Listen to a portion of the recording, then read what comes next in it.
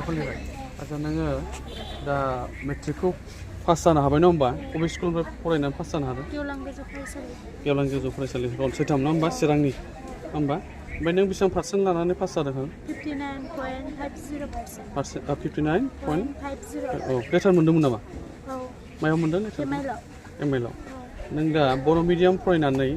नों matric pass जानो हाबाय नङा होमबा नोंनि गोसोआव दा माबायदि मोन्दों नोङो दा बर' मिडियाम फरायनानै गोरा मोन्दों ना गुरै मोन्दों मिडियामखौ एसामिसजों रुजुनायाव गोरलै मोन्दों फरायनो मोजां नङा होमबा औ दा ओमफ्राय दा नोङो बर' मिडियाम फरायनानै मेट्रिक पास जाबाय नङा होमबा दा नोङो उनावहाय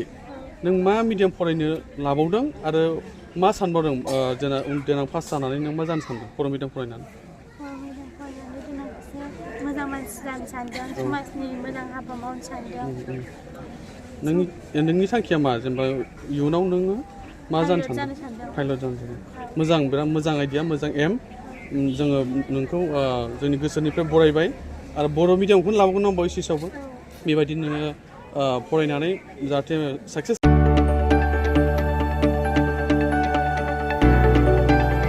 गोजोनथाव खौरां बर'नि आंगोथार गोथाव ओंख्रि जानो मोजां मोनग्रा रायजो राजाफोरनि थाखाय गोजोनथाव खौरां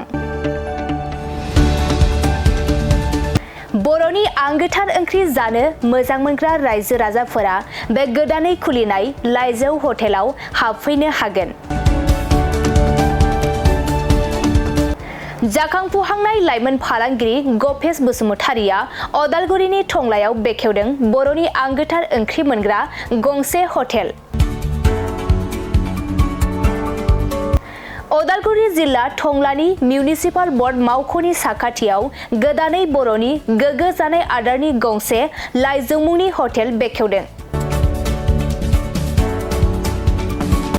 अदालगुरि जिल्लानि सिङाव थानाय फालांगिरि नोगोर टंलायाव गोदानै खुलिनाय बे लाइजौ हटेलाव बर'नि दोरोङारि जाग्रा आदारजों लोगोसे गोबां जाग्रा आदारफोरबो मोननो हागोन गोदानै बेखेवजानाय बे लाइजौ हटेलाव अमा बेदर बोरमा लकेल ना साम'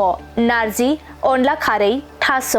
मैथा आरो नाफाम आरो गोबां आइटेमफोरखौ मोननो हागोन बेनिखायनो नोंथाङाबो अदालगुरि जिल्ला टंला लामाजों थांलाय फैलाय खालामोब्ला बे गोदानै खुलि जानाय लाइजौ हटेलाव हाबनानै बर'नि दोरोङारि गोथाव जाग्रा आदारफोरखौ जालांनो हागोन आरो नोंथाङा नैबे 9101758967 जानबुं नम्बरनि गेजेरजों खौरां लाहरनानै आबुङै मिथिना लानो हागोन